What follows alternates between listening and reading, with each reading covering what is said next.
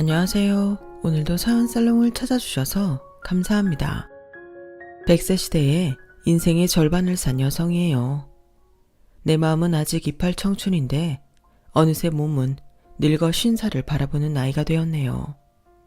흔히들 꽃다운 20대를 가리켜 화양연화라고 표현하잖아요. 꽃이 만발한 시기라는 의미로요. 하지만 저는 다시 그 시절로 돌아갈 수 있다고 해도 절대 그러고 싶지 않아요. 지나온 세월이 제게는 너무도 잔인하고 혹독했기 때문이죠. 좋은 일이든 나쁜 일이든 시간이 흐르면 모두 추억으로 남는다고 하던데 저는 그렇지 않더라고요. 오히려 그때를 떠올리면 가슴이 콱 막힌 것처럼 답답하고 부하가 치밀어 오를 뿐이니까요. 그럼에도 이렇게 과거를 되짚어가며 사연을 적게 된 건 이번에야말로 지긋지긋한 악연을 확실히 끊고 싶기 때문이에요. 저는 14살이 되던 해 부모님을 여의고 고아가 됐어요. 부부가 너무 사랑하면 한날 한시에 죽음을 맞는다더니 저희 부모님이 그렇게 한날 한시에 세상을 떠나셨거든요. 지방에 있는 친척 결혼식에 다녀오신다고 작은아빠와 세 분이서 심야 고속버스를 타셨는데 버스가 전복되는 바람에 세 분 모두 세상을 떠나신 거예요. 그때 저는 작은 집에서 사촌 동생과 함께 잠들어 있었는데 안방에서 들리는 작은 엄마의 비명소리에 잠에서 깨고 말았죠. 안방에 달려가 보니 작은 엄마가 수화기를 붙들고 미친 듯이 소리를 지르고 있더라고요. 거짓말이라고, 그럴 리 없다고. 우리 애 아빠는 그렇게 죽을 사람이 아니라면서 말이죠. 그때 작은 아빠가 잘못됐다는 건 어렴풋이 알 수 있었어요. 그런데 그게 다가 아니었어요. 전화를 끄는 작은 엄마의 입에선 뜻밖의 말이 흘러나왔거든요. 지은아, 우리 이제 어떡하니? 너희 부모님이랑 작은 아빠가 교통사고로 돌아가셨다는구나. 순간 귀에서 삑 하는 소리가 들리더니 아무 소리도 들리지 않았어요. 그리곤 속이 울렁거려서 헛구역질이 나오기 시작했죠. 화장실로 달려가 변기를 잡고 구역질을 해댔더니 속에서 쓴물이 목구멍을 타고 흘러나오더군요. 한참을 그렇게 변기를 잡고 욱욱대다가 다리에 힘이 풀려서 그대로 주저앉아 버렸어요. 속이 텅 비고 머리는 멍한 상태가 되었죠. 이후로는 정확히 기억이 안 나지만 작은엄마 손에 이끌려 사촌 동생과 함께 택시를 타고 병원으로 갔던 것 같아요. 어느 지역에 있는 병원인지도 모르겠고 그저 물어물어 시신 안치실까지 갔던 것 같아요. 저랑 사촌 동생은 안치실 앞 복도에 남아 있었고 작은엄마 혼자 안으로 들어가셨는데 잠시 뒤 작은엄마가 오열하는 소리가 들리더군요. 제발 아니기를 바랐던 간절한 소망은 그렇게 산산조각이 나고 말았어요. 저는 작은엄마와 함께 상주가 되어 세 분의 합동 장례식을 치렀고 장례가 끝나던 날부터 작은 집에서 살게 되었어요. 조실 부모하고 형제라고는 아빠랑 작은아빠 두 분뿐이라서 평소 우애가 각별했는데 그래서인지 작은엄마가 저를 맡아 키우기로 하신 거죠. 지금 생각해보면 작은엄마가 참 대단하신 것 같아요. 자신도 남편을 잃고 막막할 텐데 조카까지 떠맡아 키울 생각을 하시다니요. 당시 9살이던 사촌동생은 아빠의 죽음을 쉽게 받아들이지 못했어요. 나이가 어린 것도 그렇지만 유독 아빠 사랑을 많이 받고 자라서 그랬던 모양이었죠. 하지만 작은엄마는 넉넉지 않은 살림에 홀로 두 아이를 키워야 했기에 동생한테 신경을 써줄 여력이 없었어요. 그래서 그건 오롯이 제 몫이 되었죠. 얹혀 사는 주제에 이런 거라도 해야 고생하시는 작은 엄마한테 덜 미안할 것 같아서 제가 동생을 챙기기로 했거든요. 실어증이라고 하죠. 동생은 아빠를 잃은 충격으로 한동안 말을 하지 않았어요.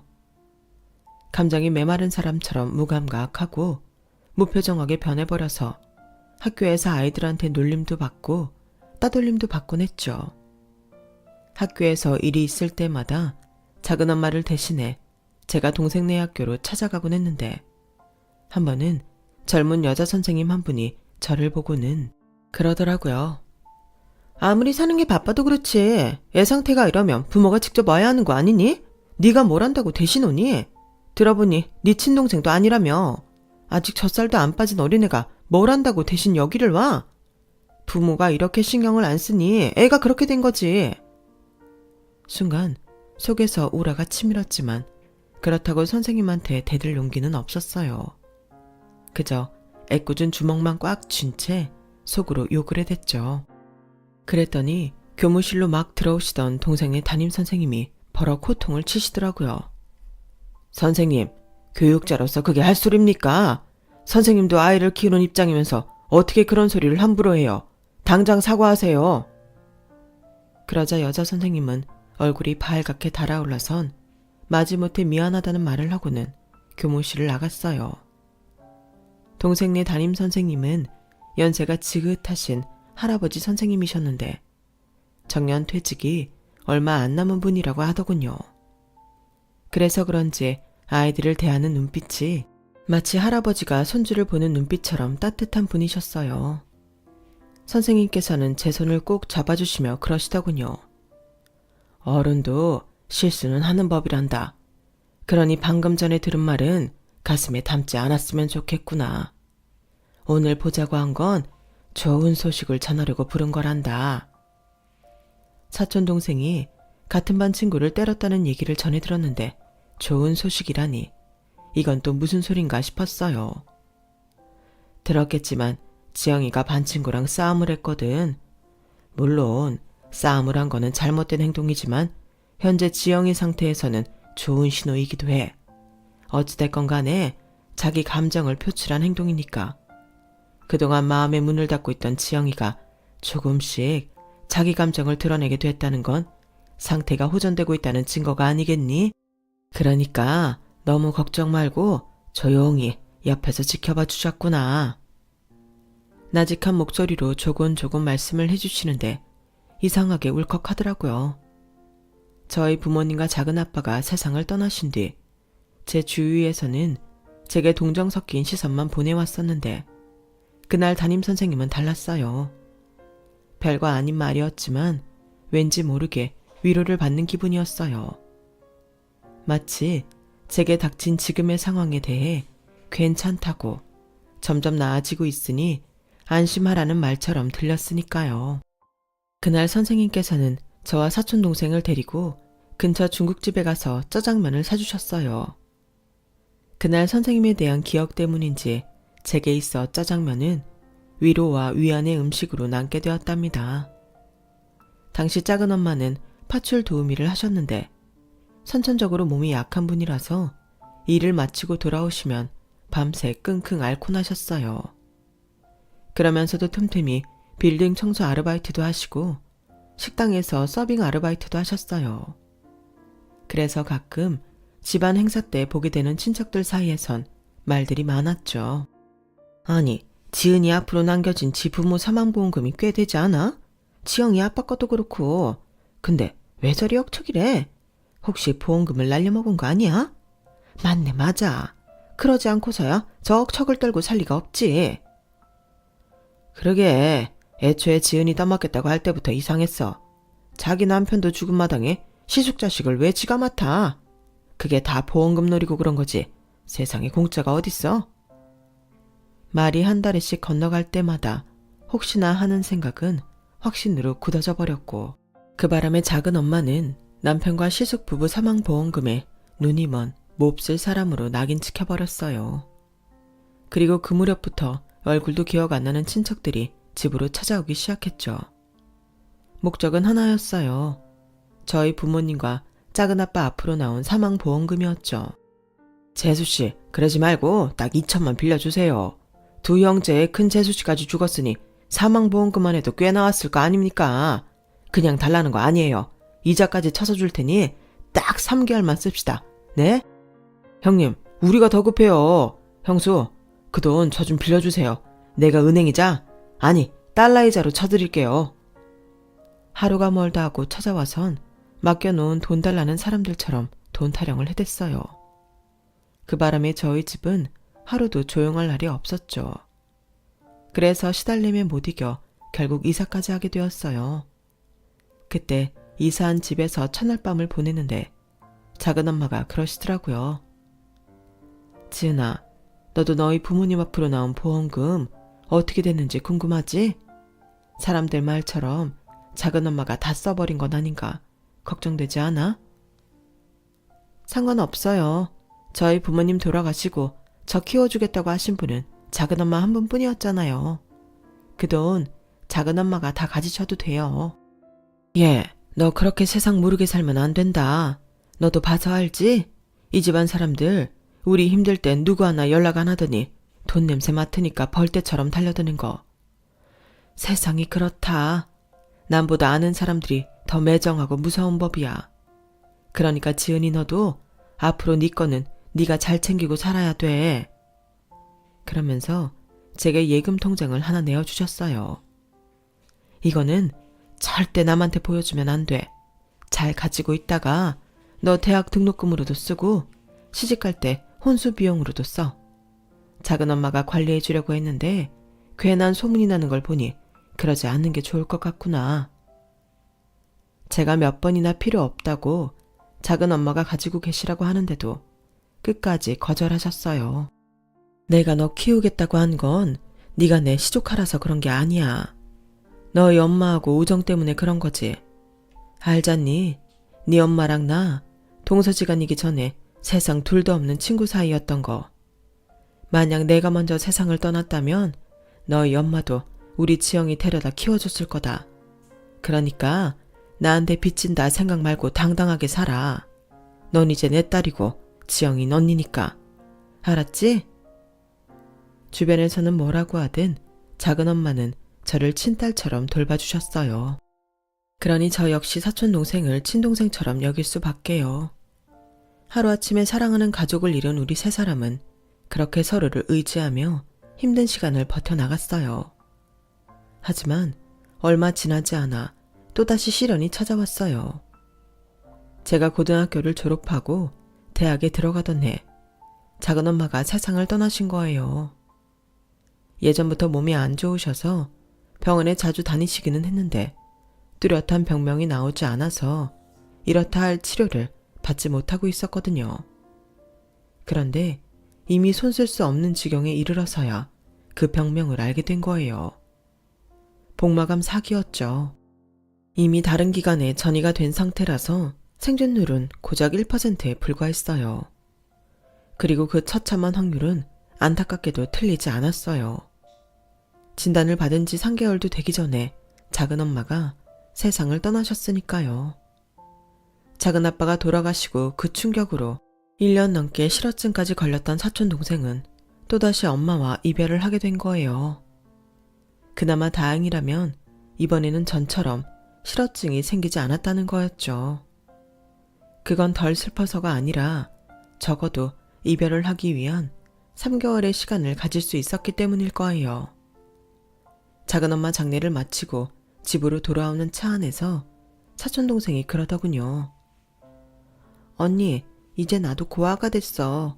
이제 나한테 가족은 언니뿐인 거지? 언니는 나 안 버릴 거지? 겁에 질린 눈으로 저를 바라보는 사촌동생을 보니 5년 전 제 자신을 보는 것 같았어요. 작은엄마 눈에도 내가 이렇게 보였겠구나 생각하니 왠지 모르게 기운이 나더라고요.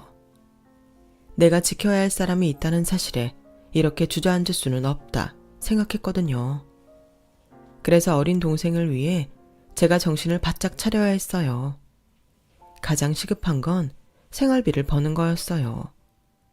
통장에 부모님 보험금은 들어 있었지만 그걸 빼먹고 살기에는 아직 살아야 할 날들이 많았으니까요.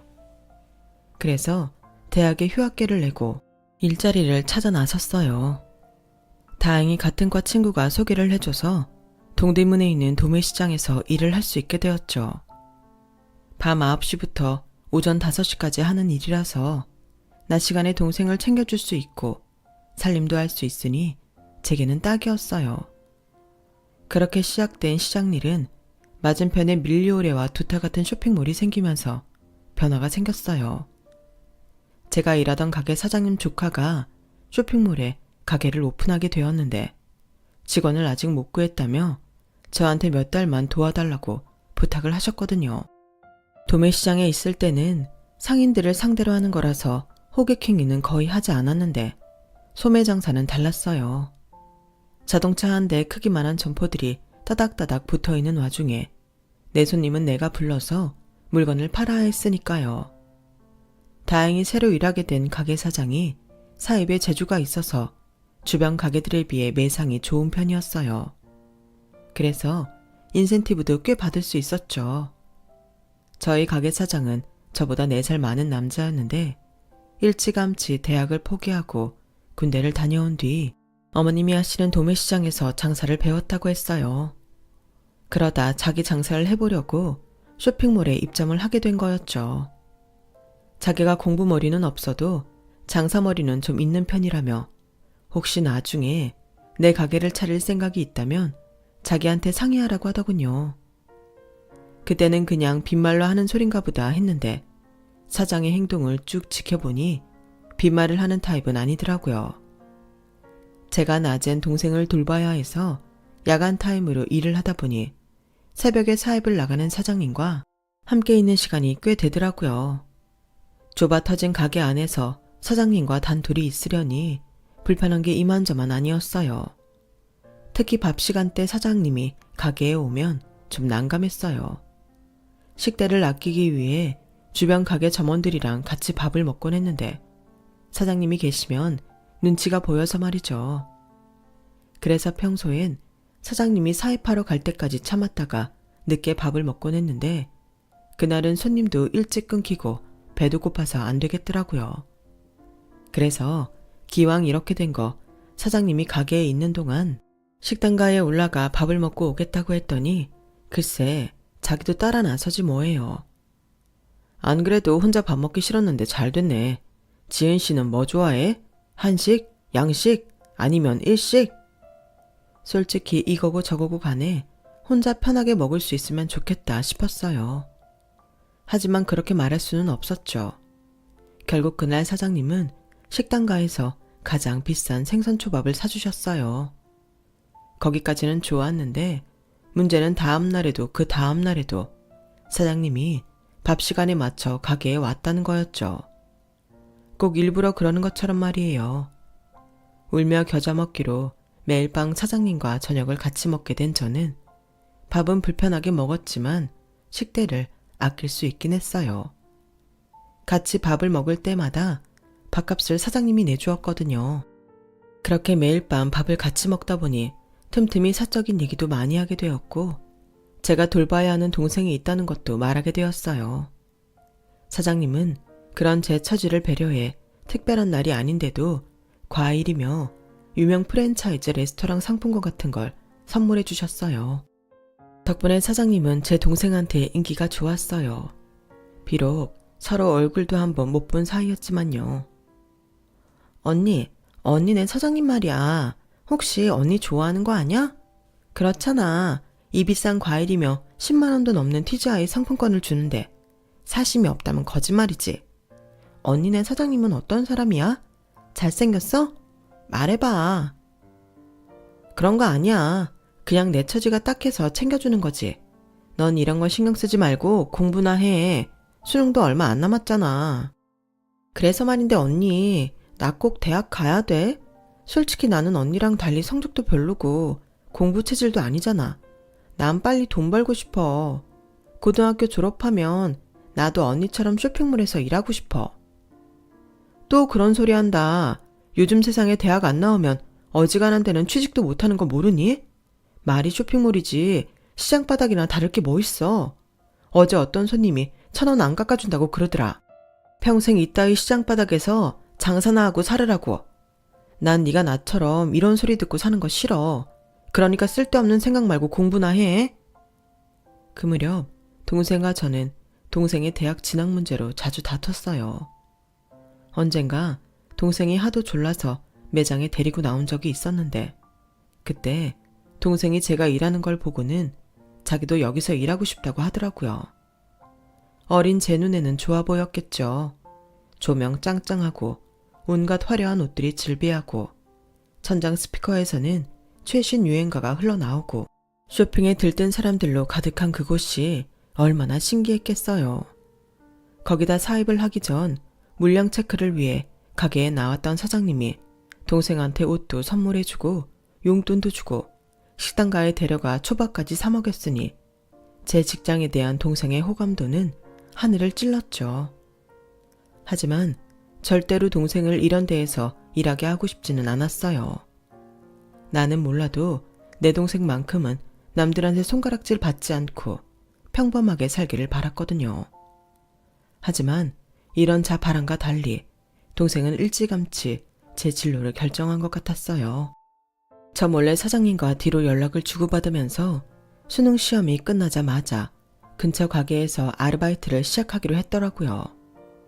뒤늦게 그 사실을 알게 된 저는 동생은 물론이고 사장님한테도 화를 냈어요. 사장님, 어떻게 저 모르게 이러실 수가 있어요. 내 동생 일인데 왜 사장님이 나서서 회방을 놓으시냐고요. 사장님 동생이면 이러시겠어요? 그러자 사장님은 잔뜩 주눅이 든 표정으로 그러더군요. 내 여동생들이라면 그런 기특한 짓을 하겠다고 할 리가 없어. 지은 씨 동생이니까 그런 거지. 예쁘잖아. 자기 언니 힘들까봐 어떻게든 도움이 되려고 하는 마음이.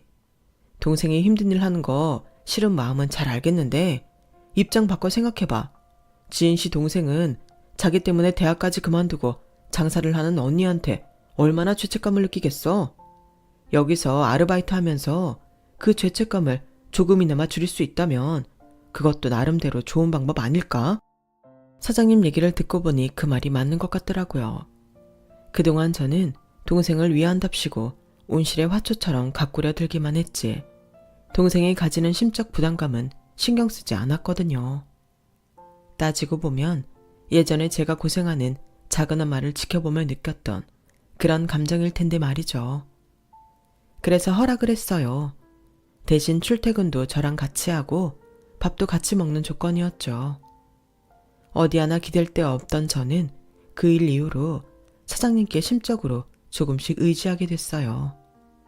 그렇게 마음이 먼저 다가가니 그동안 직장 사장으로만 알고 지내던 이 남자가 새삼 다르게 보이더라고요. 그리고 그제야 수년간 이 남자가 저를 향해 구애를 펼쳤던 사실을 깨닫게 되었어요. 그래서 그 손을 잡게 되었죠. 하루아침에 사장님에서 남자친구가 된 이 남자는 그동안 못해선 참견을 쉴 새 없이 하기 시작했어요. 젊은 여자 둘이 사는 집에 보안 상태가 걱정이라며 현관의 보조키도 새로 달아주었고 방범창이 흔들린 데는 없는지 꼼꼼히 점검도 했어요. 거기다 직업 특성상 밤 늦게 출근해 새벽녘에 퇴근을 하다 보니 위험하다며 직접 차를 끌고 와 저랑 동생의 출퇴근을 도맡기도 했죠. 아니, 이렇게 걱정이 많은 사람이 그동안은 어떻게 참았대요? 힘들었지. 솔직히 말하면 지은 씨 퇴근할 때 몰래 따라갔던 게 한두 번이 아니야. 걱정이 돼서 가만히 있을 수가 있어야 말이지. 그런데 이젠 내가 직접 데려다 줄 수 있으니 다행이지 뭐. 사장님은 저뿐만 아니라 제 동생도 끔찍하게 챙겼어요. 제 동생 아르바이트 자리만 해도 그랬어요. 이미 돈을 벌겠다는 마음이 있던 동생이기에 가만히 둬도 제가 일자리를 구할 거라 생각했던 거죠. 그럴 바에는 자기가 직접 알선해 주는 게 자기 시야에서 보호할 수 있겠다 싶었다나요? 아무튼 사장님은 저보다 늘 한 수 위를 보는 사람이었고 그래서 우리 자매한테는 든든한 바람막이가 되었어요. 얼마 뒤 동생은 처참한 수능 성적을 받게 되었고 결국 대입에 실패하게 되었어요. 그러자 본격적으로 쇼핑몰에서 일을 해보겠다고 하더군요. 마침 남성복 코너에도 매장을 하나 더 내게 된 사장님은 이미 자리를 잡아둔 제 자리를 제 동생한테 맡기고 저를 4층 남성복 코너로 올렸어요. 처음 몇 주는 고전을 면치 못하던 매장이 슬슬 단골도 생기면서 어느 정도 자리를 잡게 되자 사장님이 결혼을 하자고 하더라고요. 당장 하자는 건 아니야. 올해는 내가 9수라서 당장 하고 싶어도 못하거든. 그러니까 우리 내년 봄에 결혼하자. 너랑 지영이 그렇게 사는 거 두고만 볼 수 없어. 여자 둘이 사는 건 너무 위험하다고. 우리 결혼해서 셋이 살자. 내가 너 아끼는 만큼 네 동생 지영이도 아껴줄게. 약속해. 그 말을 듣는데 좋았어요. 나를 지켜주기 위해 결혼을 하고 싶다는 말도 좋았고, 무엇보다 내 동생을 아껴주겠다는 그 말에 감동했거든요. 결혼을 약속한 뒤 본격적으로 사장님 가족에 대한 이야기를 들을 수 있었어요. 아버님은 10년 전에 돌아가셨고, 현재 어머님과 두 여동생과 함께 살고 있다더군요. 아버님이 살아생전에 도매시장에서 가게를 크게 하셨는데, 현재는 2살 어린 여동생이 어머님과 함께 맡아서 하고 있다고 했어요.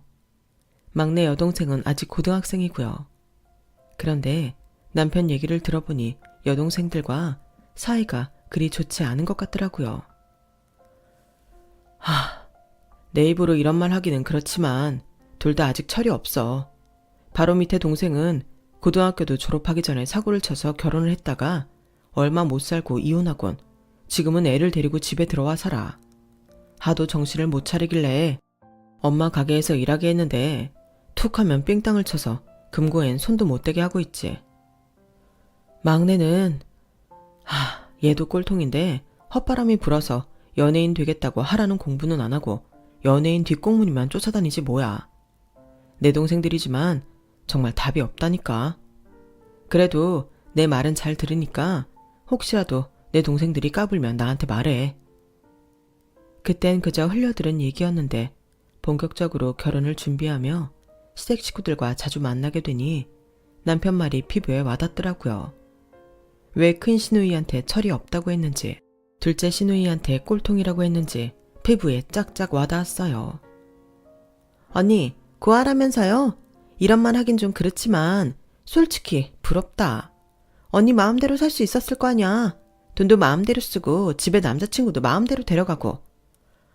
나도 언니처럼 자유롭게 살고 싶다. 아무리 철이 없다지만 남의 가슴 아픈 가정사를 두고 이런 소리를 하다니 제 귀가 의심스럽더군요. 그런 말 마세요. 부모님이 옆에 계신 것만큼 힘이 되는 것도 없어요. 적어도 이 세상에서 아무 대가 없이 나를 사랑해주는 유일한 분들이니까요. 어머, 이게 무슨 도덕 교과서 같은 소리야? 언니, 가만 보니까 가식 쩐다. 이래서 우리 오빠가 홀딱 넘어간 거구나? 쥐뿔도 없이 혹 같은 동생까지 달고 왔다길래 어떤 사람인가 했더니 완전 여우였네. 언니, 되도 않는 거짓말 하지 말고 앞으로 며느리 노릇이나 잘하세요. 내가 두고 볼 테니까. 와, 이건 그냥 철만 없는 게 아니라 개념도 없고 위아래도 없더라고요. 그런데 이 정도는 애교에 불과했어요. 적어도 둘째 시누이에 비하면 말이죠. 언니, 나 10만 원만. 오늘 공개방송 가야 하는데 용돈이 떨어졌다요. 좀 주세요. 누가 막내 아니랄까봐 애교를 떨면서 용돈 타령을 하더군요. 그래서 용돈을 한번 줬더니 이날 이후 툭 하면 찾아와서 용돈을 뜯어가지 뭐예요. 보름 사이 제 월급만큼이나 뜯어가 놓곤 미안한 기색도 없었어요. 마치 ATM 기계에 돈을 뽑으러 오는 사람처럼 너무 당당하더라고요. 그래서 더는 안 되겠다 싶어 한마디 했더니 얼굴색을 싹 바꾸며 그러지 뭐예요. 아씨, 누가 1억을 달래 2억을 달래. 꼴랑 10만 원짜리 한 장 쥐어주면서 어디서 생색이야. 솔직히 말해서 언니, 우리 오빠 돈 보고 결혼하는 거잖아. 지는 순둥이 같은 우리 오빠한테 돈 쫙쫙 빼먹으면서 나한텐 이 정도 껌값도 못 쓰겠다는 거야? 씨발, 완전 도둑놈 심보네. 아가씨, 말 가려하세요. 난 그쪽 오빠 돈 보고 사귄 것도 아니고 앞으로도 남편 등골 빼먹고 살 생각 추호도 없어요.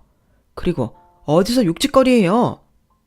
내 입 가지고 내가 말하는데 네가 뭔 상관이야. 나보다 나이 처먹었으면 다냐? 그때였어요. 저녁 같이 먹자고 저희 매장에 들렀던 동생이 저한테 욕설을 퍼붓는 시누이를 보고 순간 욱해서 머리채를 잡아버린 거죠. 너 뭐냐? 네가 뭔데 우리한테 욕을 하고 지랄이야. 당장 사과해. 사과하라고. 머리채를 잡힌 시누이는 제 동생 소나기에서 빠져나오려 낑낑대면서 발악을 했지만 제 힘으로는 도저히 안 되겠는지 싹싹 빌며 사과를 하더군요. 그제야 동생은 잡았던 머리카락을 놔주었어요. 너 오늘은 내가 조용히 끝내는데 한 번만 더 이따위 짓 하면 가만 안 둬. 알았어? 그제야 작은 신우이는 꽁지가 빠지게 도망을 쳤어요. 언니, 이 결혼 괜찮겠어? 저런 걸 신우이로 두고 어떻게 살아? 아니, 어떻게 지 옳게 될 사람한테 저딴 욕을 하냐? 제정신이래? 나 아무래도 안 되겠어. 형부한테 한마디 해야지. 그러지 마. 나부터라도 내 동생에 대해 안 좋은 소리 하면 못 참겠는데 네 형부라고 다르겠니? 살면서 내가 잘 고쳐나갈게. 언니는 사람을 그렇게 몰라? 저런 건 절대 안 고쳐져. 인성 자체가 글러먹은 거라고. 그리고 형부도 이미 알걸? 저런 애가 집에서는 멀쩡했겠어? 그러니까 형부한테 말하고 앞으론 이런 일 없게 하는 게 맞아. 동생은 씩씩거리고 아래층으로 내려가선 그이한테 전화해 그날 있었던 일을 전했어요. 그리고는 다시는 한 번 더 이런 일이 있으면 이 결혼 길을 쓰고 막을 거라고 엄포까지 놓았죠.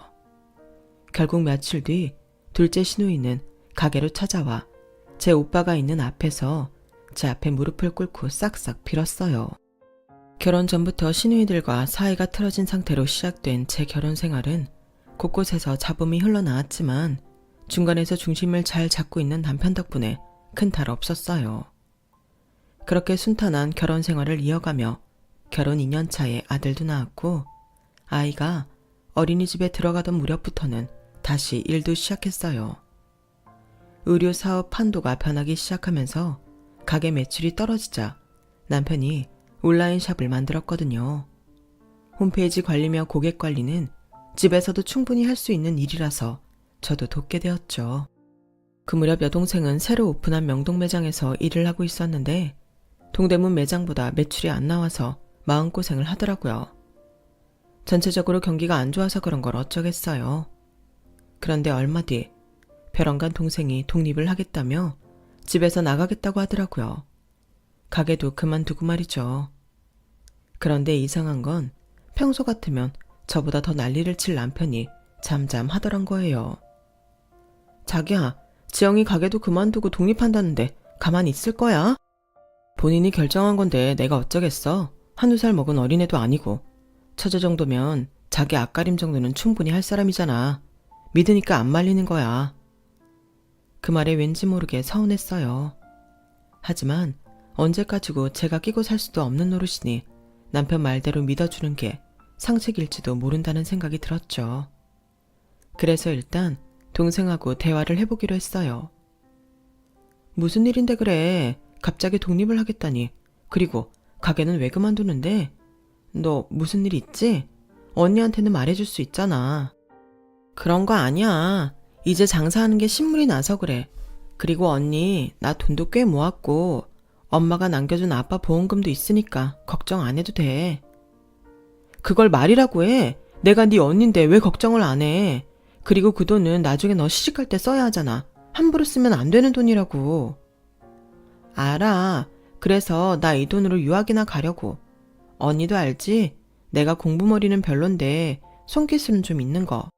나 기왕 의류 쪽에 발 들인 거 제대로 공부해보고 싶어. 생각 같아선 이태리나 영국으로 가고 싶지만 언니도 알다시피 내가 영어가 안 되잖아. 그나마 좀 할 수 있는 건 이러니까 일본으로 갈까 해.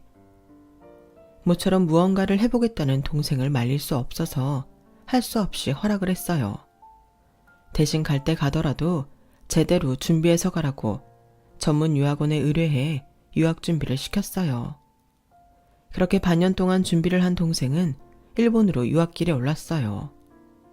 남편은 마음만 먹으면 당일치기로도 보고 올 수 있는 거리인데 너무 걱정 말라고 했지만 14살 때 이후로 하루도 빠짐없이 같이 붙어있던 동생이 떠나자 상실감이 꽤 컸어요.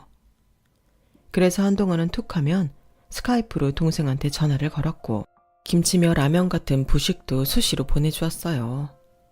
하지만 눈에서 멀어지면 마음에서도 멀어진다더니 육아를 하며 일까지 하려니 동생한테까지 신경 쓸 여력이 없더라고요.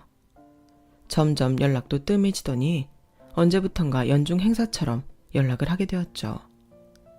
통화를 할 때마다 늘 동생은 잘 지낸다고 걱정 말라는 말만 했어요. 학교를 졸업할 때 남편과 함께 졸업식에 참석차 일본에 가서 본 게 마지막이었죠. 다행히 그쪽 회사에 취직해 직장도 다니고 있다고 해서 마음을 놓을 수 있었어요. 적어도 한국에서 일할 때처럼 손님들한테 무시와 멸시를 당하지는 않을 것 같았거든요. 때때로 동생은 우리 아들 장난감이며 학용품 등을 보내주었고 제 아들한테는 일본이모로 불리게 되었어요. 그러는 사이 시댁에서는 2번의 결혼식이 있었어요. 이혼녀였던 큰 시누이가 재혼을 했고 둘째 시누이 역시 얼마 뒤 결혼을 했거든요. 큰 시누이 내외는 어머님 가게에서 일을 했는데 시누이보다 3살 아래인 아주버님이 워낙 빠릿빠릿해서 시어머니와 남편이 꽤 신임하게 되었죠. 철없는 시누이를 위해선 잘된 일이었어요. 둘째 시누이는 연예인을 하겠다고 헌물을 켜고 다니다가 사기 계약에 휘말리면서 수천만 원을 날리고는 오빠한테 끌려와 다시는 그쪽 계통엔 고개도 안 돌리겠다는 약속을 하고서 남편 밑에서 일하게 되었어요. 그러다 연매장에서 일하던 직원과 눈이 맞아 결혼까지 하게 된 거죠. 시누이들의 결혼으로 시댁은 명절 때마다 북적였어요. 그 모습을 볼 때마다 가슴 한구석에 시리더라고요. 혼자 외롭게 일본에서 지내고 있는 동생이 떠올라서요. 그런데 명절 기분에 다들 들떠서 그런지 평소보다 술을 많이 마시더니 결국 둘째 시누이가 술주정을 부리지 뭐예요. 결혼할 때 시어머니가 자기보다 큰 시누한테 혼수를 더 해줬다는 게 화근이었죠. 아씨, 참으려고 했는데 다들 이러는 거 아니야. 엄마도 오빠도 옳게도 다들 나만 미워하는데 그래도 난 수정이 전년보다 떳떳하다고. 야, 오수정, 너 맹한 척 시실거리면서 뒤에서 나쁜 짓 하는 거 다 알아. 가면 벗어 이년아. 이 기집애가 술 처먹고 어디서 2년 전년이야. 네가 그러니까 다들 널 또라이라고 하는 거야. 나 술 먹으면 애미애비도 못 알아본다더니 저게 딱 그 짝이라니까. 그러자 둘째 시누이가 술병을 들고 벌컥벌컥 들이마시더니 그러는 거예요. 너이씨, 오늘 내가 네 가면 다 벗겨낸다. 올케 언니 동생 왜 도망치듯 일본으로 갔는지 알아요? 모르죠? 내가 그 이유 알려줄까요? 혀 꼬부라진 소리를 하며 막내 시누이가 대뜸 제 동생 얘기를 꺼냈어요. 그러자 큰 시누 얼굴이 창백해졌죠. 손을 뻗어 동생 입을 막으려고 하는데 이미 늦어버렸어요. 제가 중간에서 큰 시누 손을 잡아버렸거든요. 무슨 소리예요? 내 동생이 왜 일본으로 갔는지 안다는 거예요? 당연히 알죠. 전현 오수정이 언니 동생 남자를 뺏었거든요. 그것도 꼴랑 30만 원 받으려고. 미친 게 같지도 않은 애가 졌다고 쇼까지 치면서 언니 동생한테 사기쳤다니까요. 그 바람에 언니 동생은 3년 사귄 남자랑 깨지고 일본으로 간 거예요. 술에 취해 횡설수설해대는 둘째 시누 말을 정리해보면 이랬어요. 제 동생은 가게 단골이던 손님과 3년째 연애를 하고 있었는데 예전에 제 동생한테 머리채를 잡혔던 게 앙금으로 남아있던 둘째 시누가 제 동생 남자친구를 꼬시면 30만 원을 준다고 지 언니를 꼬드긴 거죠. 일반 사람 같으면 돈 30만 원에 그런 짓을 하겠어요. 그런데 이 멍청한 큰 시누가 그 짓을 한 거예요. 제 동생 문제에 대해 상의할 게 있다며 동생 남자친구를 불러내선 술을 먹이고 모텔에서 하룻밤을 보낸 거죠. 두 사이에 아무 일도 없었음에도 마치 밤사이에 자신이 겁탈을 당한 것처럼 쇼를 하고는 얼마 뒤 임신을 했다고 거짓말까지 했어요. 그 사실을 전해 들은 제 동생은 남자랑 헤어졌고 도망치듯 일본으로 유학을 떠난 거죠. 사돈지간에 얼굴을 보고 살 수가 없었으니까요. 동생은 가게를 그만둘 결심을 하면서 제 남편한테 이 얘기를 했던 모양이에요. 그래서 제 동생이 한국을 떠나는 걸 남편이 말리지 않았던 거고요. 그런데 이게 다 두 시누이가 짜고 버린 짓이라니 그깟 30만 원에 한 사람의 인생을 망가뜨리는 파렴치한 짓을 해놓고도 잘났다고 떠드는 꼴을 보니 피가 거꾸로 솟는 것 같았어요. 그래서 앞에 있던 술상을 뒤엎고 둘째 시누 머리채를 잡았죠. 큰 년은 멍청해서 그렇다 치고 넌 도저히 용서가 안 된다. 네 인생 네가 망쳐먹은 건 나 상관 안 해. 그런데 내 동생 인생을 건드리면 얘기가 달라지지. 재미있었니? 그 뱀 같은 혓바닥으로 한 사람 인생 망치니까 좋았냐고. 내가 그동안 네 하는 짓이 예뻐서 존대까지 써가며 신우이로 받아들였는지 아니? 훅히지 마. 니깎게 뭐라고. 그저 내 남편 얼굴 보고 참았던 거야. 길바닥에 널브러진 개똥만도 못한 주제에 왜 남한테 피해를 주는 건데? 왜 내 동생 인생을 건드리냐고. 내가 빨간 줄 긋는 한이 있어도 너 오늘 내가 가만히 안 둬. 너 내 손에 오늘 죽은 줄 알라고. 주체할 수 없는 분노에 바들바들 떨며 손을 치켜들었어요. 그런데 저보다 한 템포 빨리 누군가가 둘째 신우 뺨을 치더군요. 바로 남편이었어요. 싸늘한 표정으로 자기 동생을 내려다보던 남편은 부들부들 떨고 있던 저를 끌어안더니 그러는 거예요. 저런 하찮은 것 때문에 당신 손 더럽힐 필요 없어. 쟤들 부부 오늘부로 내 가게에서도 내쫓고 내가 마련해준 신혼집도 뺏을 거야. 앞으로는 저기 집에 가 길바닥에 나앉든 굶어서 죽든 신경 안 쓰고 살면 돼. 지가 지금까지 누구 덕에 살아왔는지 제대로 보여주면 되니까. 당신은 가만히 두고만 봐. 그리고 수정이 너도 잘 들어.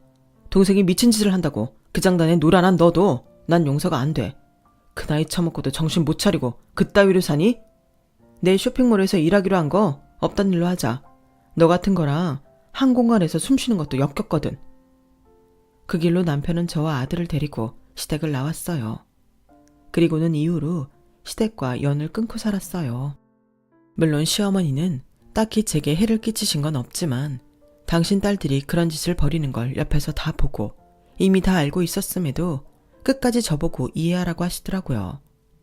괜히 여자 하나 잘못 들어와서 남매들 사이 갈라놔야 되겠냐면서요. 그런 시어머니가 못내 괘씸해서 보고 싶지 않았어요.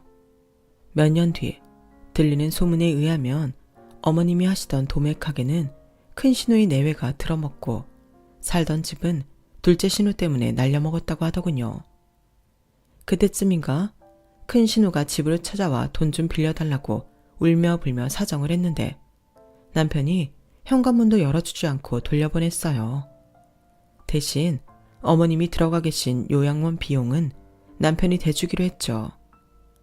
그렇게 8년이 지난 지금 어머님이 세상을 떠나셨어요. 다시는 보고 싶지 않은 얼굴들이지만 그래도 부모가 세상을 떠나는데 어떻게 모른 척 하겠어요. 그래서 두 시누이한테도 부고를 알렸죠. 그랬더니 득달같이 달려와서는 영정 앞에 향도 피울 생각 않고 대뜸 유산은 얼마나 있냐고 묻더라고요. 그 모습에 인간은 고쳐 쓰는 게 아니란 말이 생각났어요. 유산은커녕 그동안 요양원에 계시면서 쓰신 비용도 저희가 냈다고 하자 들은 척도 않고는 장례식장의 입구에 놓인 부조함을 살피더라고요. 그리고는 두 신우가 서로 자기가 부조금을 챙기겠다고 싸우는 거예요. 손님들 보기 남사스러울 정도로요. 그런데 그 순간 부고를 듣고 달려온 제 동생이 두 사람을 보게 된 거예요. 일본 유학 후 일본에서 취직해 직장 생활을 하던 동생은 한국 기업에 스카우트 돼서 한국에 들어온 지 몇 년 되던 참이었죠. 원래 키도 크고 스타일이 좋았던 것도 있지만 아무래도 명품 관련 패션업에 종사하다 보니 온몸에 명품을 두르고 있었죠. 구두부터 스타킹, 고급스런 투피스에 팔에 걸린 백까지 소형차 한 대 값은 좋게 되는 그 모습을 본 두 시누이는 입만 쩍 벌리고 있었어요. 그러다 둘째 신우가 말을 걸었죠. 네가 어떻게 그런 비싼 백을 손에 들고 있어? 우리 오빠 집에 빌붙어 살던 거지가? 무슨 돈이 있어서 그런 걸 쓰고 사냐고. 너 이거 짝퉁이지? 짝퉁이 아니고선 네가 어떻게 그 백을 들고 다니냐고. 그러자 제 동생은 눈을 살짝 내리깔고는 말했어요. 원래 돼지 눈에는 돼지만 보이고 부처 눈에는 부처만 보이는 거야. 짝퉁만 쓰고 사는 네 눈에 번들 짝퉁으로 안 보이겠니? 적어도 오늘만큼은 인간 대접 받고 싶다면 네 어머니 장례식에서 그런 추태는 보이지 마라. 너무 없어 보인다. 하긴 없는 사람한테 없어 보인다고 하는 건 당연한 얘긴가? 비켜. 구질구질한 니들하고 말 섞기 싫으니까. 아, 수정 언니. 그래도 언니한테 고마운 건 있어요. 언니가 한 거짓말 때문에 내가 이렇게 성공했잖아요. 이걸 전화위복이라고 해야 하나? 언니 사는 꼴 보니 안 됐긴 하지만 그래도 이게 다 자업자득이다 생각하고 사세요. 원래 나쁜 짓 하고 사는 인간들 최후가 그런 거니까. 동생은 두 자매를 내려다보며 혀를 차고는 안으로 들어왔어요. 그리고는 국화 한 송이를 집어 시어머니 영정 앞에 내려놓았죠. 그날 동생의 행동에서는 승자의 여유가 느껴졌어요. 그리고 그건 자신의 인생을 포기하지 않고 노력으로 성공을 일군 단단한 의지이기도 했어요. 제 동생이지만 참 멋지죠? 우리의 인생에도 이렇게 통쾌한 복수만 있다면 얼마나 좋을까요? 물론 그 과정은 힘들겠지만요. 앞으로도 좋은 일들이 동생에게 많이 있었으면 좋겠습니다. 제 사연을 들어주셔서 감사합니다. 들어주신 여러분들도 항상 꽃길만 걸으시길 바랍니다. 여러분, 사연 댓글에 응원과 현명한 조언 부탁드려요. 좋아요와 구독은 저에게 큰 힘이 됩니다. 오늘도 좋은 일 가득하세요.